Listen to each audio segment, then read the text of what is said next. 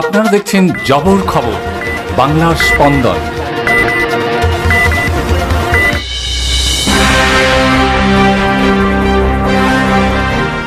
বিধানসভা ভোটের আগে এসইউসিআই কমিউনিস্ট দলের দক্ষিণ ২৪ পরগনা জেলা কমিটির পক্ষ থেকে সাংবাদিক সম্মেলন হল বারুইপুরে। এদিন সাংবাদিক সম্মেলনে উঠিলেন দলের প্রাক্তন বিধায়ক তরুণকান্তি নস্কর, জয়কৃষ্ণ হালদার সহ অন্যান্য নেতৃত্বরা।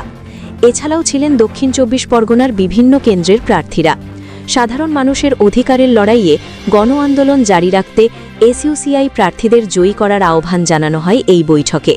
কেন্দ্রের শাসক দল বিজেপি ও রাজ্যের শাসক দল তৃণমূলের বিরুদ্ধে একযোগে আন্দোলনের ডাক দেন এসইউসিআই কমিউনিস্ট নেতৃত্ব। সুষ্ঠু ভোট হলে জেলায় কয়েকটি আসনে তারা জয়ের জায়গায় আছে বলে দাবিও করেন।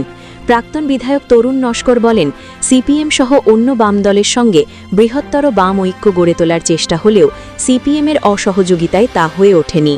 বিরুদ্ধে ঘৃণার পরিবেশ তৈরি করা হচ্ছে, ঘৃণার পরিবেশ তৈরি করছে এই কেন্দ্রের শাসক দলের যারা নেতা শুভেন্দু অধিকারীরা, যে ভাষায় তারা কথা বলছেন।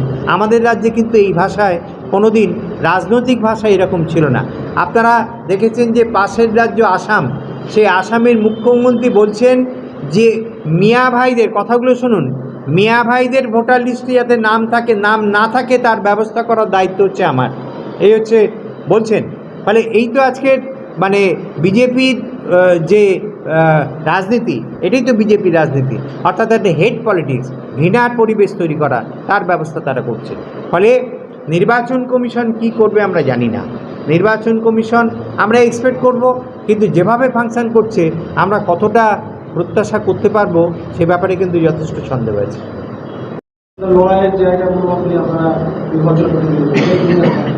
আমি শুরুতেই বলেছি যে নির্বাচনটা আমাদের কাছে একটা রাজনৈতিক লড়াই। সেই রাজনৈতিক লড়াই অতীতেও যখন আমরা 7টা বিধানসভা কেন্দ্রে জিতেছি একটা সময়, তখনও আমরা এই রাজনৈতিক লড়াই করেছি, তখনও আরও অনেক বেশি সিট দিয়েছি এবং 7টা কেন্দ্রে আমরা জিতেছিলাম। অতীতে যখন জয়নগর কুলতলি জিতেছি, ঠিক তেমন করে রাজনৈতিক লড়াই আমরা করেছি সর্বত্র।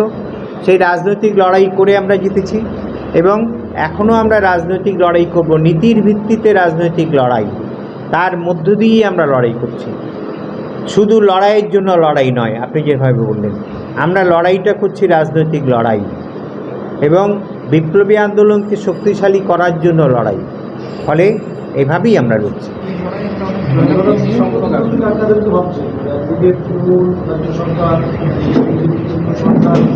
প্রধান শক্তি হিসেবে তাদেরকে করছেন, যেহেতু শাসক দল তৃণমূল, স্থানীয় বিধায়ক তারা, বিরোধী দল এখন বিজেপি, ফলে তাদেরকে আপনারা এখন এই মুহূর্তে বেশিভাবে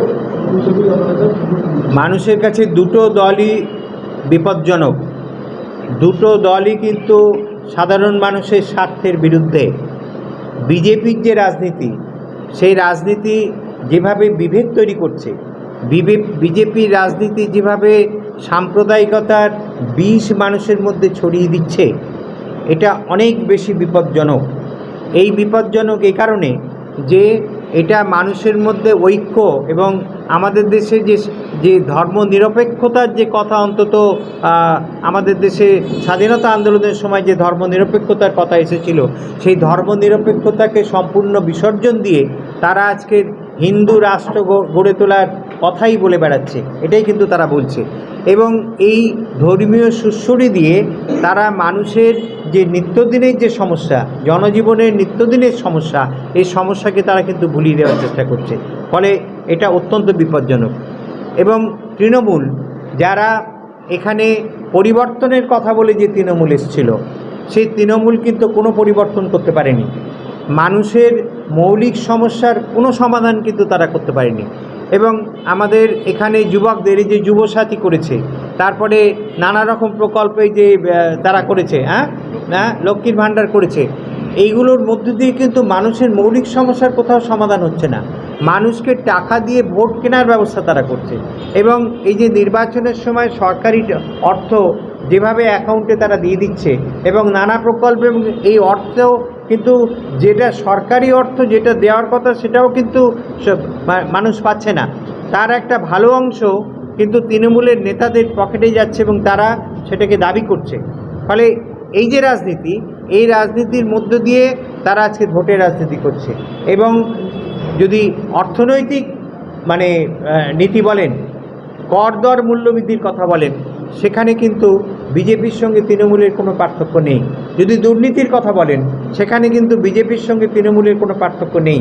আজকে দেখুন, কেন্দ্রীয় সরকার তো প্রধানমন্ত্রীর নেতৃত্বে সবথেকে বড় দুর্নীতি করেছিল, সেটা হচ্ছে পিএম কেয়ারের মধ্যে দিয়ে সবথেকে বড় দুর্নীতি করেছিল। তারপরে ইলেকশন বন্ড, এটা তো সবথেকে বড় এমন দুর্নীতি যে সুপ্রিম কোর্টও সেটাকে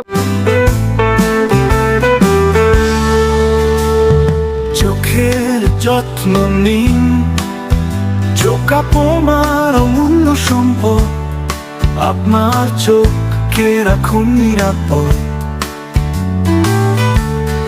চোখের যে কোনো সমস্যায় চলে আসুন, জয়নগর রক্ততলায় সুপ্রাচীন চক্ষু চিকিৎসা কেন্দ্র আইসেফে। চক্ষু চিকিৎসা মানেই আইসেফ, জয়নগর রক্ততলা মোড়।